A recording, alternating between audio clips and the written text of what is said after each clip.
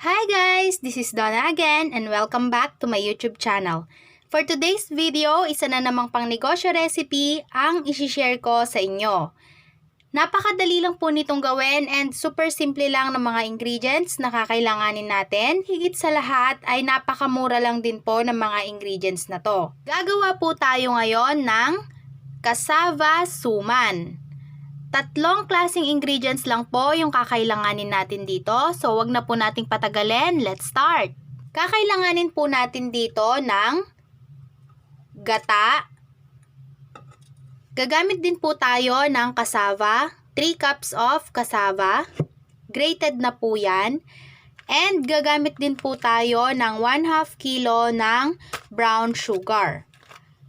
Ayun lang po yung kakailanganin nating mga ingredients. And gagamit po tayo dito ng dahon ng saging. Ito po.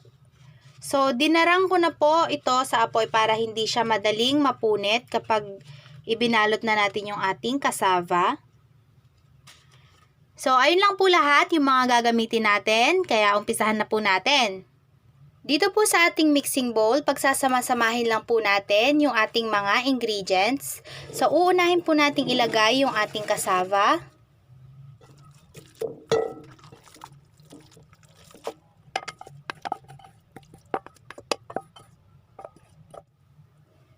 And then, ilalagay na rin po natin dito yung ating brown sugar.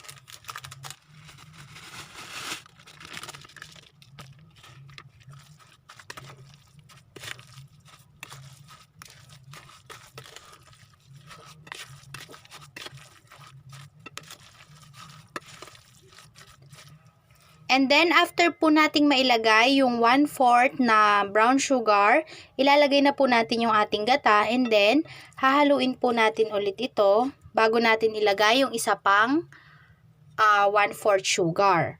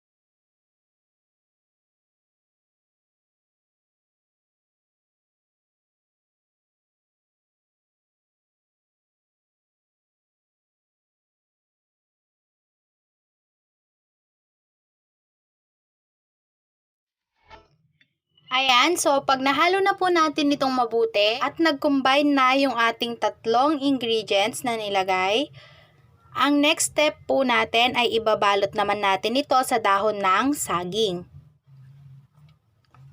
At para po pantay-pantay yung ating mga cassava suman, gagamit po ako ng 1/4 cup para sa ating takalan.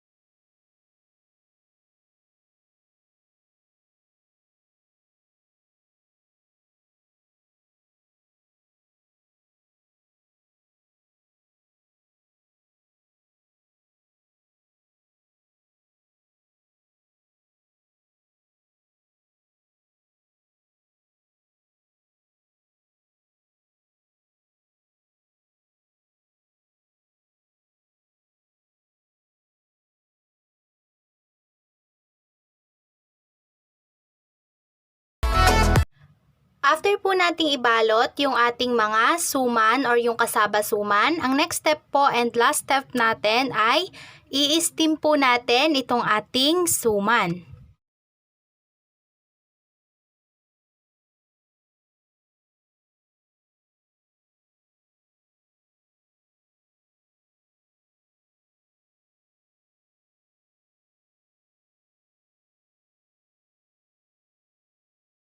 Ito na po ang ating cassava suman.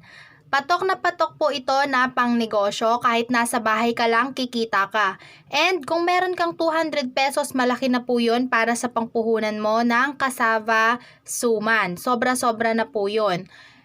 Napakadali lang po nitong gawin, napakadali lang lutuin. Pwede nyo po itong ibenta ng 10 pesos each, nakagawa po tayo ng 30 pieces na cassava suman. So, para naman po sa costing ng ating cassava suman, ilalagay ko na lang po sa description box. Pwede nyo rin po itong lagyan ng buko, yung iba po naglalagay sila ng buko sa kanilang cassava suman.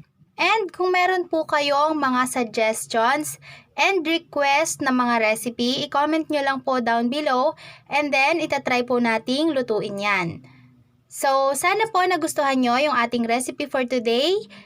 And kung bago ka lang sa channel ko, please consider to subscribe into my channel and pakiclick na rin po yung bell button below para po ma-notify kayo every time may bago po akong upload na video. So, thank you guys again and see you on my next video. Bye!